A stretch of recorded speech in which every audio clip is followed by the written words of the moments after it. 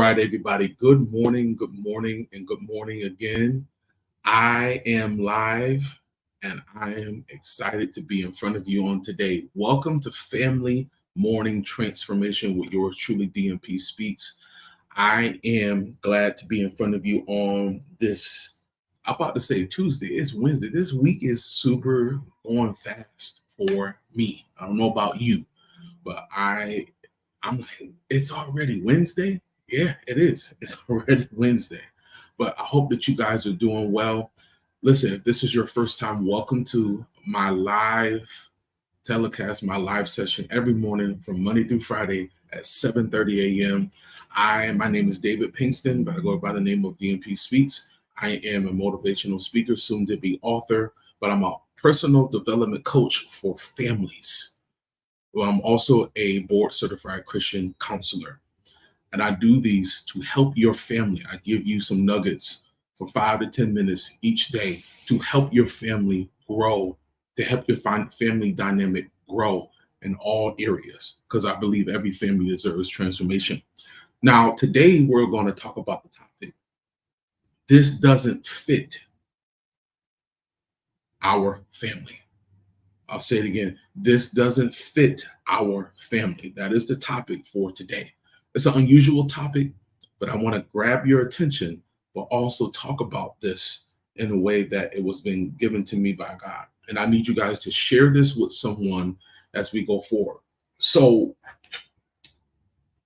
what does it mean? What am I talking about when it says it doesn't fit our family? I'm not talking about clothes. I'm not talking about sneakers. I'm talking about persona. I'm talking about trying to attempt to be like other families that you see. Now, we see a lot of families on the internet, right? TikTok, Instagram, Facebook, YouTube, and they're happy, they're joyous, they're glad to be around each other. They look great. Their clothes look great. Their houses look great. They take these amazing, trying to think of the word, y'all, sorry, vacations, and they go and they enjoy themselves, right? But some of us try to emulate, to do exactly what they do, to have the same happiness that we think that they have.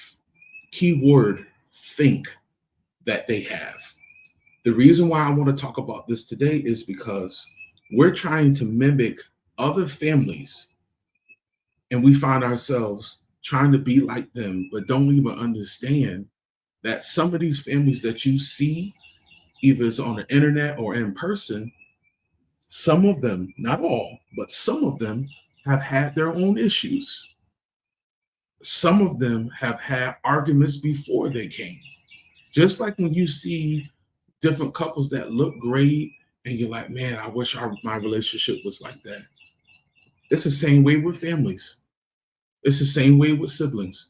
It's the same way with mothers and sons and fathers and daughters. Families. Families being families. We have to understand everything that other people do, that doesn't mean that your family can do that. There are families that are very influent, and they might not even have the relationship that you think that they have, right? You might not even understand that the reason why they might be happy and look happy, because they are happy because they had to put the work in. They had to put some sacrifice into their relationship behind closed doors. See, sometimes we get this fallacy, we get this lie that's told to us that this family is perfect. The one that we're trying to be like is perfect, but they're not perfect, because there is no family on this planet. I don't care how much money you have. I don't care how much prestige you have.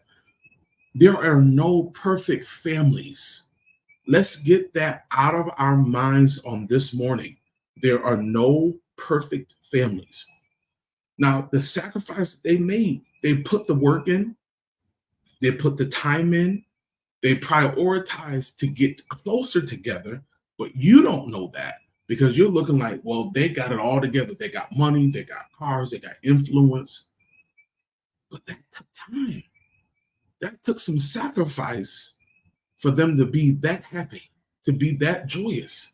See, what I'm trying to get you to understand on this morning, stop, stop putting and placing your attention and eyes on other families and start working on your family and what fits for you. Because what they have and what they did and how they live, that doesn't fit your family. Every family should have, and I say this a lot, every family should have a goal, but not on top of that goal, you should have a persona for your own family. You should have a way about for your own family that fits your family. My family, we're not the traditional family at this time. I've lost loved ones, right? So my family is conducted of my son, and I've been in his life since he's been 3.5 years old. My wife, my mom now, and my niece. It has changed, right? So the family dynamic looks different, but we have grown in grace because of God helping us put our family together, a new formed family, right? And I'm okay with that. Why am I okay? Because it fits us. How we talk to each other and with respect and love and honor and closeness fits us. I'm not trying to be like another non-traditional family. I can take things from different families, but I'm not trying to be like them. I'm not attempting to be like them. And the reason why I'm talking about this, some of you are trying to work so hard to make this kind of money so you can look like them. But the problem is you can't be them because you didn't go through the hell that they had to go through to look the way they did, to act the way they did, to love one another. Do you know there is a lot of crazy stuff, conversations, situations that go on behind closed doors, but because you don't see it and you only see the exterior, you think that they've been like this forever. And the answer is no. The answer is no. A lot of families fall trying to be like other families, and they have no idea the blood, sweat, and they say the tears, the crying, the frustration, the slammed doors, leaving out for days at a time. Let's just keep it real. Because why can I talk about this? Because I used to do it. I used to try to be like the Joneses or the Williams because I thought that everything behind closed doors was okay. I thought everything that they were doing was okay. But then when I started to find out, ooh, they argued. Ooh, he left for a few months. Nobody knew it, but he was still coming to church. Ooh, they really don't get along. I didn't know this all these years. It showed me, wow, take your eyes off of what everybody else is doing and place your eyes back on what you are doing. Give me a few more minutes because I really want to bring this home. We got to start being more secure with our own families. We really got to build up our own family dynamic. We got to implement things that's going to work for our family, right? It's specific for your family. What are the things? I want to ask you a question. What are the things do you feel like you need to start adding to your family? I'm asking you this question because I really want to know. You can put it in the comments when you check out this replay. Put it in the comments because I go back and I look at the comments. I go back and see if anybody has something because this is a topic that we don't want to talk about. We don't want to talk about this, and I think I'm going to bring my wife on. She's been super busy, but I'm going to bring her on. Maybe we're going to come back to this. I think we'll pause here. We're going to come back to this because I feel that I have this information, but I feel like I need my wife's help.